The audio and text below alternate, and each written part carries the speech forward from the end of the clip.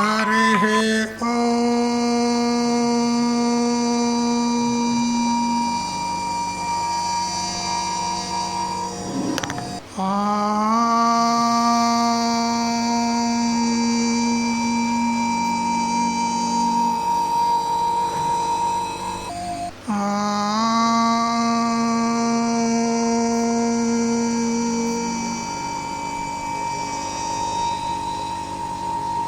वंशी विभूषितकरान्नवनीरलाभात् पीताम्बरादरुणबिम्बफलाधरोष्टात् पूर्णेन्दुसुन्दरमुखादरविन्दनेत्रात् कृष्णात् परं किमपि तत्त्वमहं न जाने।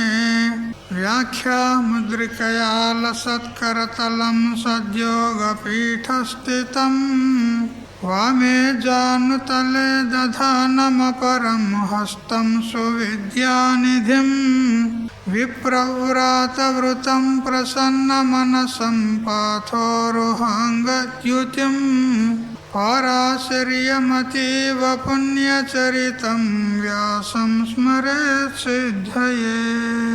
श्रुतिस्मृतिपुराणानामालयं करुणालयं नमामि भगवत्पादं शङ्करं लोकशङ्करम्।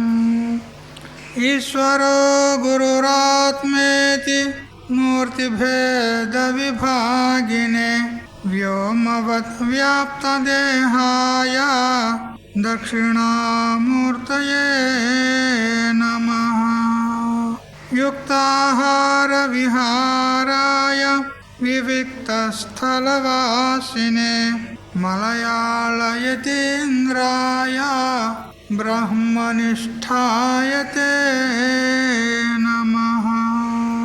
गीता भागवताद्वैत तत्त्वामृतस्वरूपिणे गण्डीक्षेत्रनिवासाय रामकृष्णाय ते नमः। पूर्णमदः पूर्णमिदं पूर्णात् पूर्णमुदच्यते पूर्णस्य पूर्णमादाय पूर्णमेवावशिष्यते। ॐ शान्ति शान्ति शान्तिः। స్వాంత పరికల్పిత బ్రహ్మాండ అంతర్వర్తి సకల చరాచర ప్రాణికోట్ల యొక్క అసత్ జడ దుఃఖ మోహాత్మకమైనటువంటి సకల ఉపాధుల కంటే విలక్షణమై సత్తు చిత్తు ఆనంద రూపం చేత స్వయం ప్రకాశమానమై వెలుగొందుచున్నటువంటి ప్రత్యేక అభిన్న పరమాత్మకు సాష్టాంగ ప్రణమిల్లుతూ ఆత్మీయులారా, శ్రీమద్ భగవద్గీత 16వ అధ్యాయము దైవాసుర సంపద్ విభాగ యోగము. అందులో క్రమంగా మనము 22 శ్లోకాల పర్యంతం తెలుసుకున్నాము. ఇప్పుడు ఇక 2 శ్లోకాలు మాత్రము అవశిష్టమై ఉన్నాయి. వాటిని ఇప్పుడు తెలుసుకోవడానికి ప్రయత్నం చేద్దాము. యశాస్త్ర విధిముత్సృజ్య వర్తతే కామకారతః న సిద్ధిమవాప్నోతి న సుఖం న పరాం గతిం తస్మాత్ శాస్త్రం ప్రమాణం తే కార్యాకార్య వ్యవస్థితౌ జ్ఞాత్వా శాస్త్ర విధానోక్తం కర్మ కర్తుమిహార్హసి. హే అర్జున, ఎవరైతే శాస్త్ర విధిం ఉత్సృజ్య శాస్త్రం యొక్క విధిని ఉల్లంఘించి కామకారతః వర్తతే ఇచ్ఛానుసారంగా ఎవరైతే ప్రవర్తిస్తారో సహా అటువంటి వాడు సిద్ధిం న అవాప్నోతి సిద్ధిని అంటే మోక్షాన్ని పొందడు. నా సుఖం అతనికి సుఖము లభించదు. నా పరాంగత్యం పరమగతి కూడా ప్రాప్తం కాదు. తస్మాత్ అందువల్ల శాస్త్రం ప్రమాణం తే శాస్త్రం ప్రమాణం. నీకు కార్యాకార్య వ్యవస్థతో ఏది చేయదగినది ఏది చేయకూడనిది అనేటువంటి విషయంలో శాస్త్రమే ప్రమాణము. ఈ విషయాన్ని ఎవరైతే శాస్త్ర విధాన ఉక్తం శాస్త్రములో చెప్పిన ప్రకారంగా చక్కగా జ్ఞాత్వ తెలుసుకొని ఇహ అంటే ఈ జన్మయందు కర్మకర్తం అర్హసి కర్మ చేయుటకు అర్హుడవు. విడవవలసిన ఆసురీ సంపదను గురించి, పట్టుకోవలసిన దైవీ సంపదను గురించి విస్తారంగా ఇంత దగ్గర చెప్పాను. అయినా ఈ బోధ చాలదు అంటాడు. గహనమైనటువంటి ఈ జీవిత యాత్రలో గంభీరమైనటువంటి కర్మ నిర్వహణలో ఏది త్యాజ్యమో ఏది భోజ్యమో ఎప్పటికప్పుడు తెలుసుకునేందుకు మనకు శాస్త్రం యొక్క సహాయము అత్యగత్యము, అంటే అత్యావశ్యకము, గత్యంతరం లేదు. శాస్త్రాన్ని వదిలి స్వేచ్ఛాచారియే ప్రవర్తించేవాడు దీపం లేకుండా చీకట్లో నడిచేవాడే అవుతాడు. దీపం లేకుండా చీకట్లో ఏ విధంగా నడిస్తే అనేకమైనటువంటి దుఃఖాలు ఎదురవుతాయో, చీకట్లో నడుస్తున్నప్పుడు రాయి రప్ప కాలికి తాకవచ్చు, లేదా ఏమైనా చీడ పురుగులు విష పురుగులు అడ్డుపడి మనకు హాని కలుగజేయవచ్చు. అనేక రకాలుగా దుఃఖము కలుగుతూ ఉంటుంది. అదేవిధంగా మనం శాస్త్రాన్ని ఆధారంగా చేసుకోకుండా స్వేచ్ఛాచారంగా ప్రవర్తించినట్లయితే మనకు అనేక దుఃఖాలు ఎదురు కావడమే కాకుండా మన గమ్యమైనటువంటి మోక్షాన్ని పొందలేము అని శాస్త్రం యొక్క ప్రాధాన్యతను ఇక్కడ ఉల్లేఖనం చేసినాడు భగవంతుడు. శాస్త్రం దేనికంటారు? అది మనకు కుమారుల భట్టు గారు శ్లోకవార్తికంలో చెప్పారు. ప్రవృత్తిర్వా నివృత్తిర్వా నిత్యేన కృతకేనవా పురుషం ఏనోపదిశ్యేత తత్శాస్త్రమభిధీయతే. పురుషులు కొందరు ప్రవృత్తిపరం ఉంటారు, కొందరు నివృత్తిపరం ఉంటారు. అంటే కొందరికి ఈ లోక సంబంధమైన పరలోక సంబంధమైనటువంటి భోగాల వాంఛ ఉంటుంది, భోగాలకు సంబంధించినటువంటి కోరికలు ఆసక్తి ఉంటుంది. అయితే వారికి కూడా శాస్త్రము విధానం చేసింది. ఒకవేళ స్వర్గం యొక్క అపేక్ష ఉంటే దర్శపూర్ణమాసాభ్యాం యజేత స్వర్గకామః, దర్శపూర్ణమాస యాగం చేసినట్లయితే స్వర్గానికి పోతావు. లేదా సోమేన యజేత స్వర్గకామః, సోమయాగం చేసినట్లయితే స్వర్గానికి పోతావు. అగ్నిహోత్రం జుహాత్ స్వర్గకామః అని ఈ విధంగా అనేక రకాలుగా చెప్పారు. లేదా ఇంకా వేరే వేరే ఈ లోక సంబంధమైనటువంటి భోగాలు కావాలంటే కూడా ఐశ్వర్య ప్రాప్తి కానీ, ఆరోగ్య ప్రాప్తి కానీ, సంతాన ప్రాప్తి కానీ అనేక విధాల కర్మల యొక్క విధానము శాస్త్రము చేసింది. ఇది ప్రవృత్తి మార్గం. అంటే ప్రవృత్తి పరులైనటువంటి వారికి ప్రవృత్తి మార్గాన్ని బోధించింది. ఇక ఎవరైతే నివృత్తి మార్గ పరులు ఉంటారో వారికి కూడా శాస్త్రము వేదాంతాన్ని బోధించింది. పుత్రేశనాయాశ్చ విత్తేశనాయాశ్చ ధారేశనాయాశ్చ విత్థాయ అత భిక్షాచర్యం చరంతి కిం ప్రజయా కరిష్యామో ఆత్మలోకమిచ్చంతః అని నివృత్తి మార్గాన్ని బోధించింది. ఎవరికైతే లోకలోకాంతరంలో ఉన్నటువంటి భోగాలన్నీ కూడా అనిత్యములు, మిథ్యా, దుఃఖమిశ్రితములు, అల్పమైనటువంటి సుఖాలనిచ్చేటి అని తెలుసుకొని మిథ్యాత్వ నిశ్చయం చేసుకొని ఎవరైతే ఆత్మజ్ఞానాన్ని పొంది ముక్తులం కావాలి అనేటువంటి ఇచ్చగల వారై ఉంటారో అటువంటి వారికి నివృత్తి మార్గాన్ని బోధించింది. పరీక్ష లోకాన్ కర్మచితాన్ బ్రాహ్మణ నిర్వేదమాయాత్ నాస్తి అకృత కృతేన. సమస్త లోకాంతరాల్లో ఉన్నటువంటి భోగాలన్నీ కూడా చక్కగా పరీక్షించి ఇవన్నీ అనిత్యములు, సంసారానికి కారణములు అని మిథ్యాత్వ నిశ్చయం చేసుకొని ఎవరైతే నివృత్తి మార్గాన్ని అవలంబించి నిత్యమైనటువంటి మోక్షము అనిత్యమైనటువంటి కర్మల చేత ప్రాప్తమయ్యేది కాదు, నాస్తి అకృత కృతేన. అకృతం అంటే నిత్య సిద్ధము, స్వతసిద్ధము అయినటువంటి మోక్షము కృతేన అంటే కర్మ చేత పొందబడేది కాదు అని తెలుసుకొని వారు నిష్కామంగా ఈశ్వరార్పణ బుద్ధితో కర్మలు ఉపాసనలు చేసి అంతఃకరణ శుద్ధి గలవారై ఉన్నారు. కాబట్టి వారిలో వివేకము, వైరాగ్యము, షట్ సంపత్తి, ముముక్షత్వం అనేటువంటి సాధన చతుష్టయ సంపత్తి ప్రాప్తమై ఉంది. కాబట్టి అటువంటి అధికారి పురుషుడు తద్విజ్ఞానార్థం స గురుమేవ అభిగచ్చేత్. తద్విజ్ఞానార్థం, తద్ అంటే పరమాత్మ, తదితి సర్వనామ సర్వంచ బ్రహ్మ.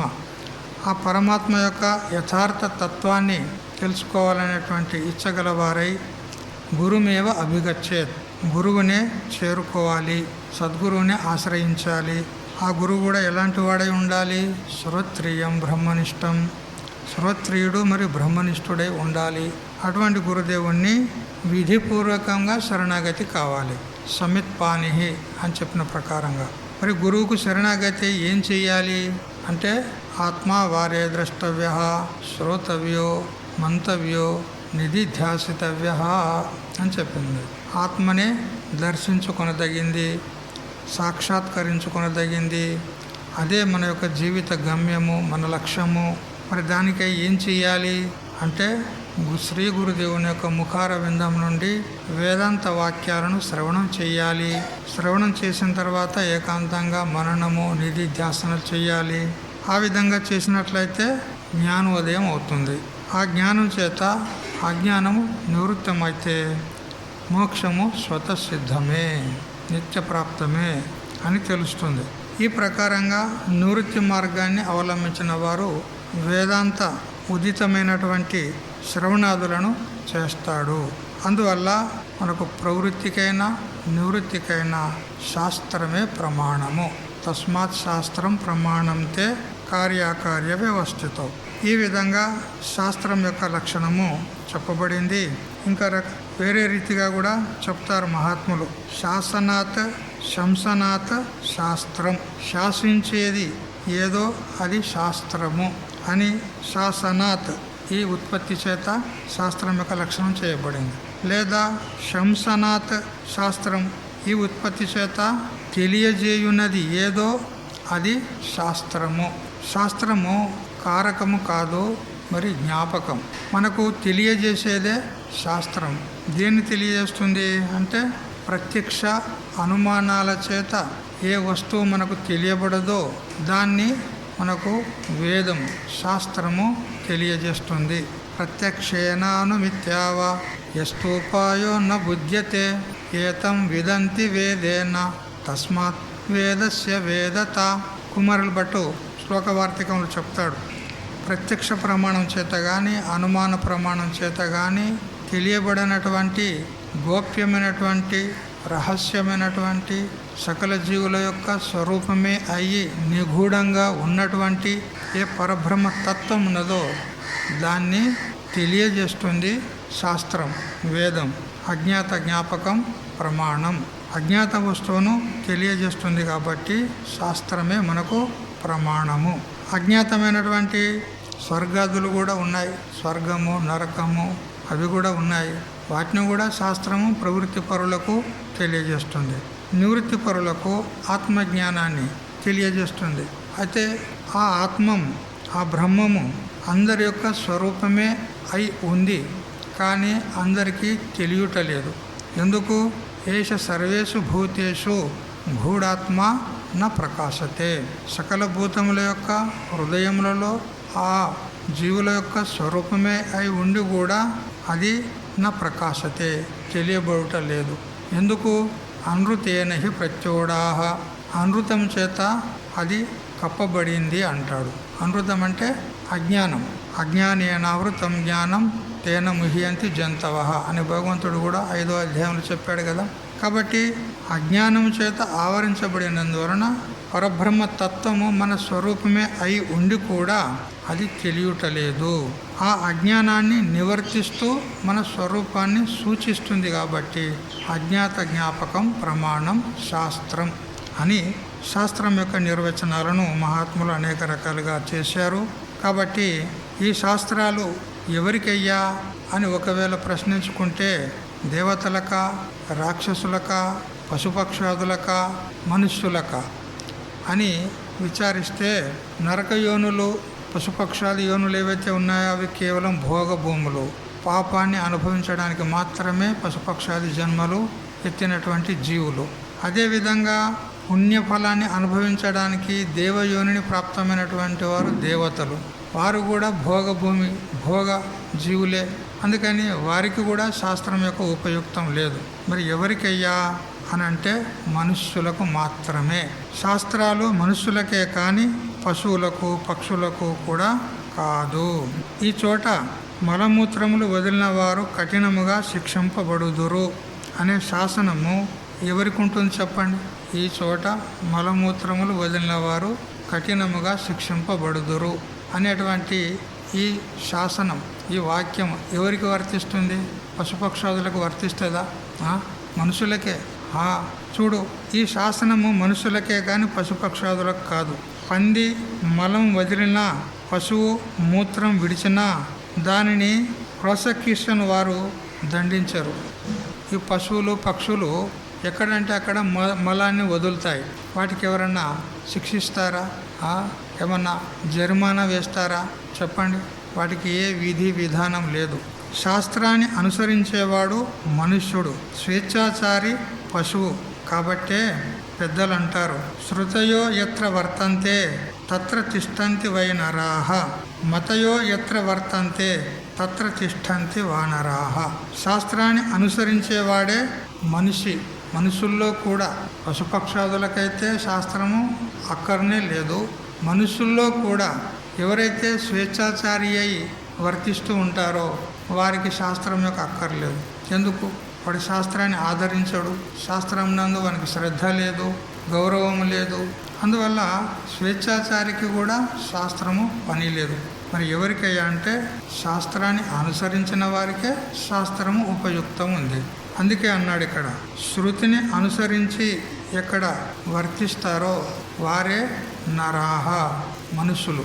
శృతిని అతిక్రమించి మతిని అనుసరించి నడుస్తారు కదా, వాళ్ళు వానరాహ, నరులు కాదు, వానరులు, కోతులు. కోతులకు ఏమైనా నియమనిష్టలు ఉంటాయా? ఏమైనా బంధనం ఉంటుందా? శాసనం ఉంటుందా? ఏమీ ఉండదు. కాబట్టి శృతి చెప్పినట్లు నడిస్తే మానవుడు, మతి చెప్పినట్లు నడిస్తే మర్కటం. శృతి అంటే వేదం, శాస్త్రం. శాస్త్రం చెప్పినట్లుగా ప్రవర్తిస్తే అతడే మనిషి అనబడతాడు. మతికి దోచినట్టు నడిస్తే వాడు వానరుడు, మర్కటము. శృతి తప్పి పాడరాదు, తాళం తప్పి ఆడరాదు, శాస్త్రం తప్పి నడవరాదు అని మహాత్ములు అంటారు కదా. కొందరు గాయకులు ఉంటారు, గానం చేసేవాళ్ళు, గాత్ర కచేరీ చేస్తారు. వారు శృతి తప్పి పాడరు. ఆ గానం యొక్క ఆ లయ పద్ధతి ఏ విధంగా ఉంటుందో దాన్ని అనుసరించే వాళ్ళు గానం చేస్తారు. తాళం తప్పి ఆడరాదు కదా. ఈ నృత్యం చేసేటువంటి వారు నృత్యం చేస్తూ ఉంటారు, తాళమేళాలు వాయిస్తూ ఉంటారు. ఆ తాళమేళాలకు అనుగుణంగానే వాళ్ళు నృత్యం చేయాలి. తాళం తప్పి నృత్యం చేయకూడదు. అందులో అన్యోన్యాశ్రయం ఉంటుంది. నృత్యానికి అనుగుణంగా తాళమేళాలు వాయిస్తారు, తాళమేళాలకు అనుగుణంగా నృత్యం చేస్తారు. అప్పుడే ఆ నృత్యం అనేది చూడడానికి ఇంపుగా ఉంటుంది. ఇక శాస్త్రాన్ని తప్పి నడవకూడదు, శాస్త్రాన్ని ఉల్లంఘించి ప్రవర్తించకూడదు. శాస్త్రం వదిలిన స్వేచ్ఛాచారికి ఇహము లేదు, పరము లేదు. శాస్త్రాన్ని వదిలి ప్రవర్తించినట్లయితే అటువంటి వానికి ఇహలోక సుఖము లేదు, పరలోక సుఖము లేదు. నా పరాంగతి అంటే పరమగతి అయినటువంటి మోక్షము కూడా లేదు. అందుకని శాస్త్రాన్ని అనుసరించే మనము వ్యవహారం చేస్తూ ఉండాలి, ప్రవర్తిస్తూ ఉండాలి. ఆచరణ, అనుష్ఠానము మొదలైనటువంటి శాస్త్రానుగుణంగా ఉండాలి. అందుకని ఓ అర్జున, నీవు ఎటు శాస్త్ర ప్రవీణుడివి, శస్త్ర ప్రవీణుడివి. అర్జునుడు శస్త్ర ప్రవీణుడు ఉన్నాడు. ఎందుకంటే ద్రోణాచార్యం దగ్గర అర్జునుడు శస్త్ర అభ్యాసం చేశాడు, ధనుర్విద్యను నేర్చుకున్నాడు. రాత్రుల్లో కూడా అతడు అభ్యాసం చేసేవాడంట. మరియు ఎడమ చేయితోని కుడి చేయితోని రెండు చేతులు కూడా అస్త్రప్రయోగం చేసేవాడు. అందుకే సవ్యసాచి అంటారు అతడు శివుణ్ణి కూడా ఎదిరించి శివునితో పోరాడి శివుణ్ణి మెప్పించి పాశుపతాస్త్రాన్ని సంపాదించుకున్నవాడు. అటువంటి ధనుర్ధారి అనంటే అర్జునుడే. అతనికే ఇది రూఢి శబ్దం. ధనుర్ధారి అంటే అర్జునుడే. కర్ణుడు కూడా ఉన్నాడు, కానీ అతడు అధర్మాన్ని ఆశ్రయించాడు కాబట్టి అతనికి ధనుర్ధారి అని పేరు రాలేదు. కాబట్టి అర్జునుడు శస్త్రధారి, శస్త్ర ప్రవీణుడు, ధనుర్విద్యలో నిపుణుడు. అందుకని హే నాయన, హే అర్జున, శాస్త్ర ప్రవీణుడివి కూడా కా. శస్త్ర ప్రవీణుడు అయితే ఉన్నావు, కానీ శాస్త్ర ప్రవీణుడివి కూడా అక్క. శాస్త్రము జన్మ జన్మాలకు తల్లి. శాస్త్రం ఎటువంటిదంటే జన్మ జన్మాలకు మనకు తల్లి లాంటిది అన్నమాట. మాతాపితృ సహస్రేభ్య అపి ఇతైషణ వేదేన ఉక్తం అని శంకరాచార్యుల వారు కఠోపనిషత్ భాష్యంలో చెప్తాడు. 1000 మంది తల్లిదండ్రుల కంటే కూడా మన హితమును కోరేది ఎవరు అనంటే కేవలం శాస్త్రం అన్నాడు, వేదం అన్నాడు. ఇప్పుడు ఒక్క తల్లి ఉంటేనే ఆ పిల్లవాడిని ఎంతో జాగ్రత్తగా చూసుకుంటుంది. ఏ విధమైనటువంటి ఆపత్తి విపత్తి రాకుండా కాపాడుతూ ఉంటుంది, ఎల్లవేళలా కాపాడుతూ ఉంటుంది. మరి అట్లాంటి తల్లులు 1000 మంది కంటే కూడా అధికమైనటువంటి మన హితమును కోరేటువంటి తల్లి లాంటిది శాస్త్రం, వేదం అన్నప్పుడు సకల జీవుల యొక్క హితమును కోరి ప్రవృత్తమైంది. అందువల్ల మనకు తల్లి లాంటిది వేదం. అందువల్ల వేదమును శాస్త్రమును మనము ఉల్లంఘించరాదు. శాస్త్రోక్త మార్గంలో మనం నడుచుకోవాలి. ఆ శాస్త్ర దీపం ముందు నీ జీవితాన్ని నడుపుకో. మన జీవితాన్ని నడిపించుకోవాలంటే, సన్మార్గంలో నడవాలంటే, మన హితమును పొందాలంటే, ఆత్మజ్ఞానాన్ని పొందాలంటే శాస్త్రం అనేటువంటి దీపాన్ని పట్టుకొని నువ్వు గమనం చెయ్యి, నడుచుకో అంటాడు. శాస్త్రం మనకు దీపం లాంటిది. ఏ విధంగా చీకట్లో పోతూ ఉన్నప్పుడు దీపం మనకు ఏ విధంగా సహకరిస్తుందో, ఎదురుగా ఏవైనా రాళ్ళు రప్పలు పోటరాళ్ళు అంటారు, కాళ్ళకు తగులకుండా చూసుకుంటూ నడవడానికి వస్తుంది. ఏమన్నా పురుగు బూచి అంటారు కదా, విష పురుగులు మొదలైనటువంటి మార్గంలో అడ్డంగా వస్తే కూడా వాటిని చూస్తాం మనం దీపం యొక్క వెలుగులో, వాటి నుంచి తప్పుకుంటాం. ఒకవేళ దీపం లేకపోతే అనర్థం జరిగేందుకు అవకాశం ఉంది. తెలియకుండా ఒక పాము అక్కడ పడి ఉన్నదనుకో, కాలు వేసామనుకో, అదేం చేస్తుంది, కాటు వేస్తుంది. దీపం కనుక ఉన్నట్లయితే అటువంటి ప్రమాదం జరగడానికి అవకాశం లేదు. అందువల్ల శాస్త్రం మనకు దీపంలాగా మార్గదర్శకం ఉంది కాబట్టి ఆ శాస్త్రం అనేటువంటి దీపం వెలుగులో నీ జీవిత గమనాన్ని సాగించు అంటాడు. మహానుభావుల జీవిత చరిత్రలే నీకు మార్గదర్శకాలు.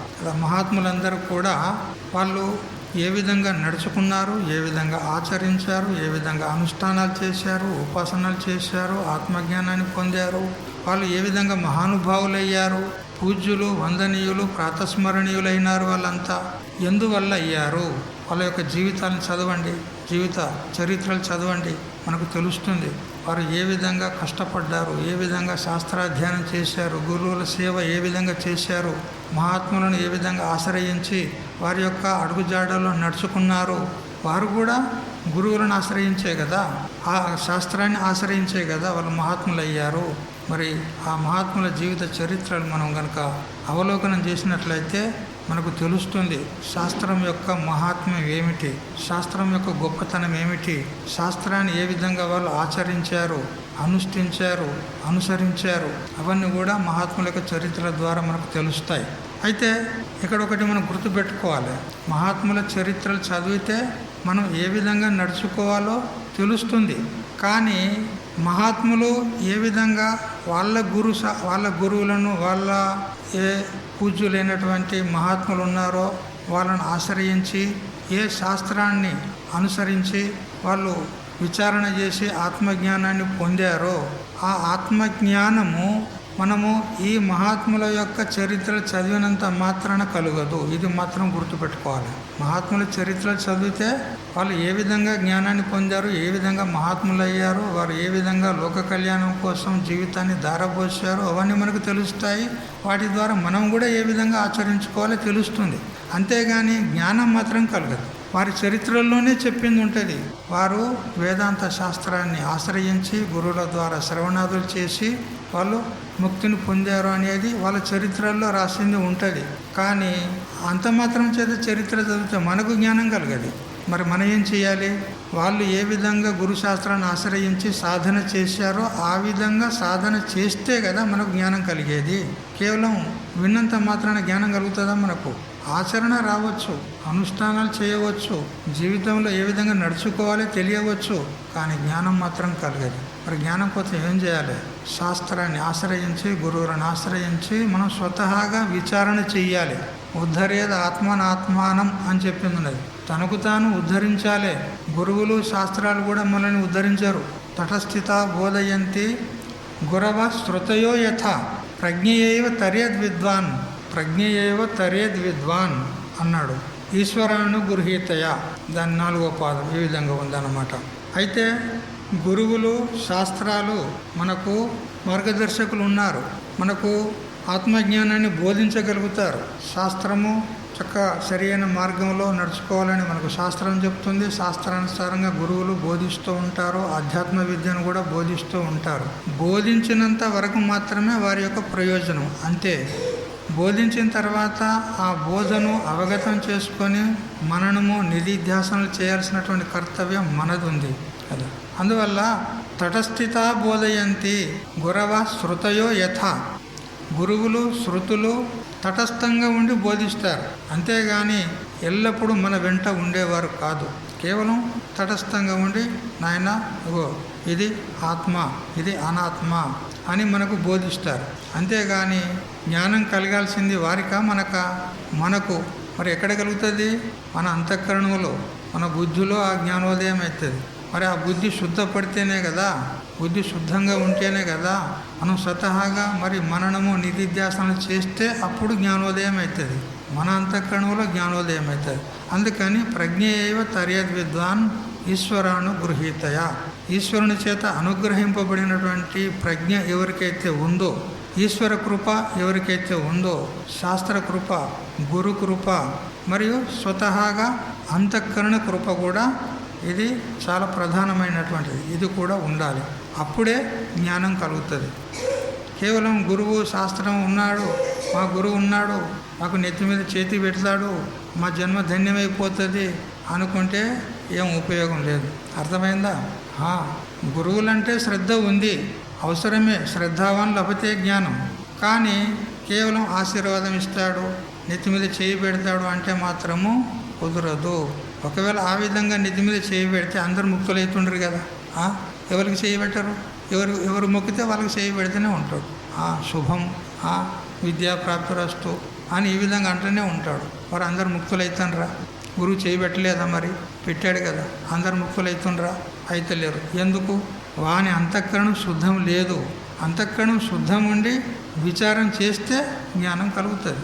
గురువు యొక్క ఆశీస్సులు ఉంటాయి మనకు, అవి కొన్ని ప్రతిబంధకాలను తొలగదీస్తాయి. కానీ ప్రయత్నం చేయాల్సింది మనమే కదా. గురువు ఉంటాడు మన వెంట, అసలు ఆశీర్వాదం ఉంటుంది, కానీ ప్రయత్నం చేయాల్సింది మనమా తానా? మనం చేయాలి, మనం విచారం చేయాలి. విచారం చేయకుండా నా గురువు నన్ను తరింపజేస్తాడు అనుకుంటే ఇది కేవలం అంధశ్రద్ధ మాత్రమే. అర్థమైందా?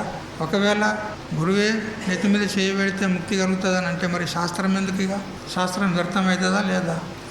శ్రోతవ్యో మంతవ్యో నిధిధ్యాసితవ్య సహ అన్వేష్టవ్య సహ జిజ్ఞాసితవ్య అని మరి శాస్త్రం ఎందుకు చెప్పింది?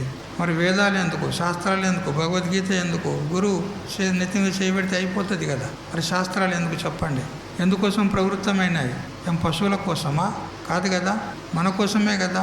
మరి మనమే ఒకవేళ శాస్త్రాలను ఉపేక్ష చేస్తే మరి శాస్త్రాలు వ్యర్థమైపోతాయి కదా. అందుకని స్వప్రయత్నము ఉండాలి. ప్రజ్ఞయైవ తర్యద్ విద్వాన్, వాని బుద్ధి చేతనే, వాని ప్రజ్ఞ చేతనే విద్వాన్ తరిస్తాడు, అంతేగాని గురువులతోని కాదు. గురువులు తటస్థంగా ఉండి బోధిస్తారు, మార్గదర్శకులు ఉన్నారు, అంతటితో సరిపోదు. మన స్వప్రయత్నం ఉండాలి, విచారం చెయ్యాలి. గురువు బోధించాడు, తత్వమసి అనే మహావాక్యాన్ని బోధించాడు, నువ్వు విన్నావు, అయిపోయిందా? ముక్తుడు అయిపోతావా? తత్ అంటే ఏంది, త్వం అంటే ఏంది, అసి అంటే ఏంది, వాటి అర్థం ఏంది, వాచ్యార్థం ఏంది, లక్ష్యార్థం ఏంది, ఇదంతా విచారం చేయాల్సింది మనము. గురువు చెప్తాడు, నాయన వాచ్యార్థం గిది, లక్ష్యార్థం గిది అని ఈ విధంగా చెప్తాడు. కానీ చింతన చేయవలసింది, ఆలోచన చేయవలసింది, విచారం చేయవలసింది మనము. అందువల్ల మనమే స్వయంగా ప్రయత్నం చేయాలి. ఆ విధంగా లేకపోతే ఉద్ధరేదాత్మన ఆత్మానం అని భగవంతుడు ఎందుకు చెప్పాడు? నిన్ను నువ్వు ఉద్ధరించుకో నాయన అని ఎందుకు చెప్పాడు? అందుకని స్వయంగా తాను ప్రయత్నం చేయాలి. వైద్యుడు ఉంటాడు, ఔషధం ఇస్తాడు, అమోఘమైనటువంటి ఔషధమే ఇచ్చినాడు. దాన్ని సేవించి పథ్యాన్ని పాలించేది మనవంతా గురువేనా? గురువే పథ్యం చేయన్నా? గురుదేవా నువ్వు పథ్యం చెయ్యి, నేను ఔషధం సేవిస్తా అంటే రోగం నయమవుతుందా? ఈ రోజుల్లో గట్లే ఉన్నారు అందరూ. గురువా నువ్వే చూసుకో అంతా, ఇట్లాంటి వాళ్ళు ఉన్నారు. నాకు మోక్షం కావాలి, సాధన మాత్రం నేను చెయ్యాలి, అది నువ్వు చూసుకో అంటారు. ఎట్లా సాధ్యం చెప్పు? కాబట్టి మనం స్వప్రయత్నంతోనే శాస్త్రాన్ని ఉపయోగం చేసుకోవాలి. శాస్త్రం మనకు మార్గదర్శకం ఉంది. అయినా నువ్వు ఇట్లా విచారం చేయి, ఇట్లా చేసినట్లయితే నీకు జ్ఞానం కలుగుతుందని శాస్త్రం మంచిగా చక్కగా అనేక ప్రక్రియల ద్వారా ఆత్మజ్ఞానాన్ని బోధిస్తుంది. కానీ విచారం చేయాల్సింది మనమే విచారం చేయకపోతే జ్ఞానం ఎలా కలుగుతుంది? కాబట్టి ఇవన్నీ చక్కగా గమనిస్తూ ఉండాలి. ముముక్షులైనటువంటి వారు శ్రద్ధ ఉండాలి, కానీ అంధశ్రద్ధ ఉండకూడదు. శ్రద్ధ ఉంటుంది, అంధశ్రద్ధ ఉండొద్దు. ఒక కోతులను ఆడించేవాడు ఆ ఊళ్ళో కోతులను ఆడించండు. ఇక సాయంత్రం కల్లా వచ్చి తాను విశ్రాంతి తీసుకుంటున్నాడు. ఆ కోతిని ఆడ పక్కకు కట్టేశాడు తనకు దగ్గరలో. అప్పుడు తాను ఇంత కొద్దిగా మందు తీసుకొని పండుకున్నాడు. ఆ తాటి చెట్లలో పోయిండు, తాటి వనంలో పోయి ఇంత తాటి కళ్ళు తాగిండు, అంతా వచ్చి పడుకున్నాడు. ఇక ఆ మూతి మీద ఈగలు వాలుతూ ఉన్నాయి. అప్పుడు కోతి కనిపించింది. మా యజమాని మూతి మీద ఈగ వాలుతుందా? మా యజమాని మూతి మీద ఈగ వాలుతుందా? దీన్ని చంపి పడేస్తా అని పక్కనున్నటువంటి కట్టె తీసుకున్నది. అది కట్టె తీసుకొని మూతి మీద ఈగ వాలగానే ఒక్క పెట్టు పెట్టింది కదా. చూడు, అప్పుడు చూడండి, ఇక వానికి దెబ్బ తాకినాక వాడు లేస్తాడా లేదా? లేచిన తర్వాత ఏం చేస్తాడు? ఇప్పుడు ఆ కోతిని 4 పెట్లు పెడతాడు వాడు, అంతే కదా. ఇప్పుడు కోతికి శ్రద్ధ లేదంటావా యజమాని మీద? చెప్పండి, కోతికి శ్రద్ధ లేదంటావా యజమాని మీద? ఉంది కదా. మరి ఆ శ్రద్ధ ఏం పని చేసింది? ఇప్పుడు దానికే ఈపు సున్నం పెట్టేటట్టు చేసింది కదా. దానికే ముప్పు వచ్చిందా లేదా ఈ శ్రద్ధ? ఇది ఏం శ్రద్ధ అంటారు? అంధశ్రద్ధ అంటారు కదా. వివేకం లేదు కదా. ఇప్పుడు ఆ ఈగను నేను కట్టెతో కొట్టినట్లయితే మరి మా యజమానికి దెబ్బ తగులుతుంది కదా. ఆ వివేకం లేదు కదా. శ్రద్ధ అయితే ఉంది కానీ వివేకం లేదు. మరి ఏం శ్రద్ధ ఇది? అంధశ్రద్ధ అంటారు దీనికి, తెలిసిందా? అందుకని అటువంటి శ్రద్ధ మనలో ఉండరాదు కదా. గురువులు చెప్తూ ఉన్నారు, నామస్మరణ చేసుకో, భజన చేసుకో, ఇంత పూజ పాఠం ఏదైనా చేసుకో అని మహాత్ములు చెప్తూ ఉన్నారు. అంటే కేవలం ఇదే ఇక నీకు మోక్షం కలుగుతుంది పో అని చెప్పినట్ట? ఏమి? నామస్మరణ చేసుకో, భజన చేసుకో, ఇక నువ్వు ముక్తుడవైతావు పో అని చెప్పినట్ట? గురువు చెప్పినాడు, మనకు శ్రద్ధ కూడా ఉంది. కానీ గురువు యొక్క అభిప్రాయం ఇక్కడే ఉందా? లేదు. నువ్వు నామస్మరణ, జపము, తపము ఇవన్నీ చేసుకుంటూ ఉండు. చేయగా నీ అంతఃకరణం శుద్ధి పడుతుంది. అప్పుడు నువ్వు మళ్ళీ శాస్త్రాన్ని, గురువులను ఆశ్రయించి విచారం చేస్తే ముక్తుడు అవుతావు అని చెప్పే తాత్పర్యం ఉంది అక్కడ. ఇక జీవితాంతం ఇదే చేసుకుంటూ ఉండమని చెప్పిండా? చెప్పలే. అందుకని గురువుల యొక్క వాక్కుల్లో కూడా తాత్పర్యం ఉంటుంది. అది వివేకం ఉన్నవారికి తెలుస్తుంది. వివేకం లేకపోతే మా గురువు చెప్పిండు మేము చేస్తున్నాం అంతే అని చెప్తే సరిపోదు. విచారం చెయ్యండి కదా. ఇన్ని రోజులు గురువు దగ్గర ఉపదేశం చేసుకున్నారు, మరి జపమో తపమో నామస్మరణ ఏదో చేస్తూ ఉన్నారు. మరి జీవితం అంతా గడిచిపోయింది. ఏనుగు వెళ్ళింది, తోక చిక్కింది అంటారా లేదా? ఏనుగంతా వెళ్ళిపోయింది, ఇక తోక మాత్రం చిక్కింది. అంటే మన ఆయుష్ ఇక అల్ప ఆయుష్ మిగిలింది. మరి ఉన్న ఆయుష్నైనా సద్వినియోగం చేసుకొని మనం విచారం చేయాలి. విచారం చేస్తే జ్ఞానం కలుగుతుంది. జ్ఞానం చేత మోక్షం. అందుకని కొద్దిగా శ్రద్ధ ఉంది మన దగ్గర, కానీ వివేకయుక్తమైన శ్రద్ధ ఉండాలి అని చెప్తున్నాం. ఈ విధంగా మహాత్ములు, వారి చరిత్రలు మనకు మార్గదర్శకాలు ఉన్నాయి. వారి బోధలు మనల్ని సంసారం నుంచి తరింపజేస్తాయి. సంసారాన్ని తరింపజేయడానికి వారి బోధలే మనకు ఓడలు. అయితే కేవలం వాళ్ళు బోధించారు ఇంత మాత్రం చేత సరిపోదు. మన స్వప్రయత్నం కూడా ఉంటేనే సంసారం నుంచి తరిస్తాము. అందుకని అయ్యా ఓ అర్జున, కౌరవులు శాస్త్రాన్ని, పెద్దలను తిరస్కరించి భ్రష్టులైపోయారు. కౌరవులు ఏం చేశారు? పెద్దల మాట విన్నారా? భీష్ముడు, ద్రోణాచార్యుడు, కృపాచార్యుడు వాళ్ళందరూ ఎన్నో రకాలుగా చెప్పారు ఆ దుర్యోధనాదులకు, ఇట్లాంటి మూర్ఖం పనులు చేయొద్దు, ఇతరులను హింస పెట్టేటువంటి, కష్టపెట్టేటువంటి, దుఃఖదాయకమైనటువంటి పనులు చేయొద్దు అని ఎన్ని చెప్పినా విన్నారా? వాళ్ళు పెద్దల మాటను ధిక్కరించారు. భీష్మాచార్యుని కూడా ధిక్కరించాడు, ద్రోణాచార్యుని కూడా, గురువుని కూడా ధిక్కరించాడు. చివరికి ఏమైపోయారు? భ్రష్టులైపోయారు, నాశనం కూడా అయిపోయారు. అందుకని పెద్దల మాట వినాలి. పెద్దల మాట పెరుగన్నం సద్ది అంటారా లేదా? పెద్దల మాట పెరుగన్నం మూటనా సద్య ఏమంటారు కదా అట్లా. అందుకని పెద్దలు అనుభవంతో చెప్తారు కదా, వాళ్ళ అనుభవంతో చెప్తారు కాబట్టి వాళ్ళ మాటలు మనం వింటే మనకు కూడా కళ్యాణం అవుతుంది. ముసలోడా నీకేం తెలుస్తుంది పో అని అంటే వాడు భ్రష్టుడైపోతాడు. అందుకని పెద్దలను గౌరవించాలి, ఆదరించాలి. జీవితం ఉన్నంత వరకు ఆ జీవితం త్రయం సేవ్యాద్ వేదాంతో గురురీశ్వర. శాస్త్రం చెప్తుంది, జీవితం ఉన్నంత వరకు వేదాంత శాస్త్రాన్ని, మరి ఈశ్వరుణ్ణి, మరి గురుదేవుణ్ణి ఎప్పుడు కూడా విస్మరించరాదు, మరవరాదు, వారిని తిరస్కరించరాదు. జీవితం ఉన్నంత వరకు గురువులను ఆశ్రయించాలి, వాళ్ళని ఆదరించాలి, వాళ్ళని గౌరవించాలి, వాళ్ళు చెప్పినటువంటి మాటలు వినాలి, చెప్పిన ప్రకారంగా నడుచుకోవాలి. నడుచుకుంటే మన కళ్యాణం అవుతుంది కదా. మరియు ఈశ్వరుణ్ణి కూడా మరవరాదు. ఎందుకంటే ఈ సంపూర్ణ జగత్తునంతా సృష్టించి మనకు శరీరాన్ని ప్రసాదించి మనకు కావలసినటువంటి భోగభాగ్యాలను అందించి మనకు సాధన చేసుకోమని మనకు శాస్త్రాన్ని కూడా అందించినాడు కదా. మరి అటువంటి ఈశ్వరుని కూడా మనము మరవకూడదు. మరియు శాస్త్రము మనకు అడుగడుగున మనము ఏ విధంగా నడుచుకోవాలో చెప్తూ ఉంది. ఈ విధంగా నడుచుకుంటే నీ కళ్యాణం అవుతుంది, ఈ విధంగా నడుచుకుంటే నీ అకల్యాణం అవుతుంది, జాగ్రత్త అని కార్యకార్యములందు మనకు మెలకువగా చేస్తుంది, జాగృతి చేస్తుంది శాస్త్రం. అందుకే తస్మాత్ శాస్త్రం ప్రమాణంతే అన్నాడు. కాబట్టి వేదాంత శాస్త్రాన్ని, ఈశ్వరుణ్ణి మరియు గురువును జీవితం ఉన్నంత వరకు మరువరాదు. ఆదౌ జ్ఞానాప్తయే, మొట్టమొదలు గురువులను ఎందుకు ఆశ్రయించాలి, ఈశ్వరుణ్ణి, వేదాంత శాస్త్రాన్ని ఎందుకు ఆశ్రయించాలి అని అంటే జ్ఞానాప్తయే, జ్ఞానం పొందుట కోసం, జ్ఞానాన్ని ఆర్జించుట కోసము వేదాంత శాస్త్రాన్ని, గురువును మరియు ఈశ్వరుణ్ణి వీళ్ళని ఆశ్రయించాలి జ్ఞానం కలిగేంత వరకు. జ్ఞానం కలిగిన తర్వాత కూడా వారిని వదలరాదు. ఎందుకు? కృతజ్ఞత్వ నివృత్తయే అన్నాడు. కృతజ్ఞతా దోషం రావద్దు. వాళ్ళు ఇంత కనుక మనకు చక్కగా బోధించి మన కళ్యాణాన్ని చేశారు కదా, మనకు ఉద్ధరించారు కదా, మరి అటువంటి వారిని మర్చిపోతే ఏమవుతుంది? చేసిన మేలు మరిచే వాళ్ళం అవుతాం. అది దోషమా భూషణమా? చేసిన మేలు మరిస్తే దోషమేనా? దోషం అనబడుతుంది.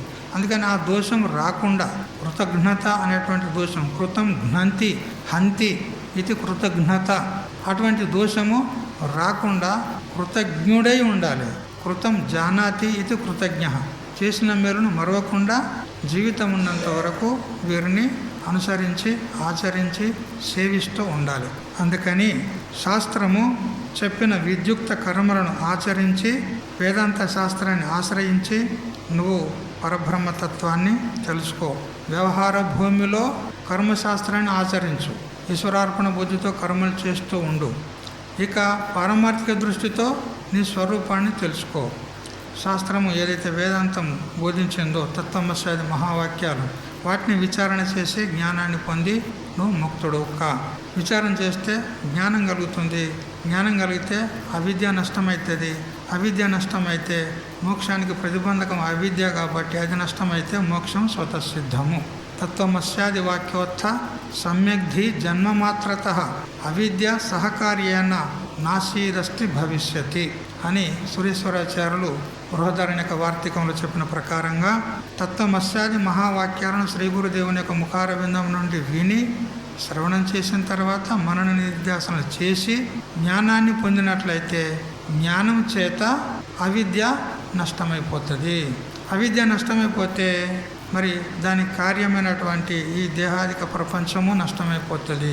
అప్పుడు ఈ ప్రపంచము కానీ దేహాదులు కానీ మరి అవిద్య కానీ జ్ఞానోత్తర కాలంలో అవి పూర్వము లేకుండే, ఇప్పుడు లేవు, మరి భవిష్యత్తులో ఉండబోవు అని మిథ్యాత్వ నిశ్చయం అవుతుంది. అప్పుడు కానీ కృతార్థుడు అవుతాడు. అందుకని గురుశాస్త్రాలను ఆశ్రయించాలి. వారు చెప్పినటువంటి మార్గంలో మనం నడుచుకోవాలి. అప్పుడే మన కళ్యాణం అవుతుంది. అందుకని ఓ బుద్ధిమంతుడా, హే అర్జున, గురుశాస్త్రాన్ని ఆశ్రయించి వారి మార్గంలో నడుచుకొని నువ్వు కృతార్థుడు కమ్ము అంటాడు. ఈ విధంగా భగవద్గీతలో 16వ అధ్యాయాన్ని మీరు చక్కగా శ్రద్ధతో విన్నారు.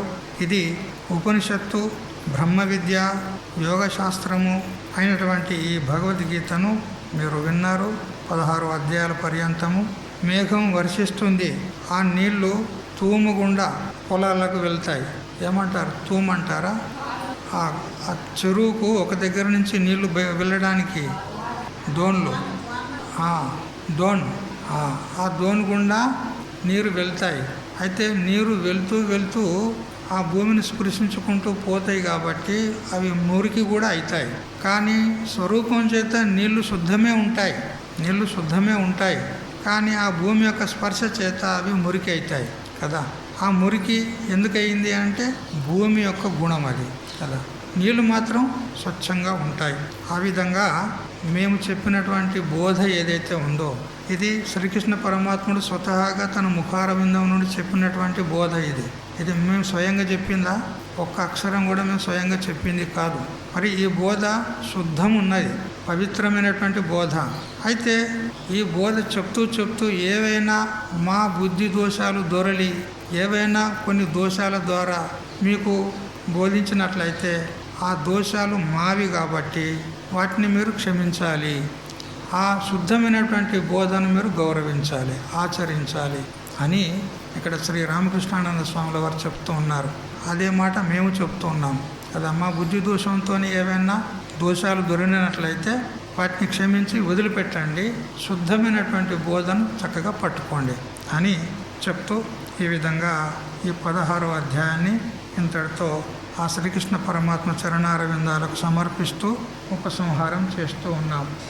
హరి ఓం తత్సత్.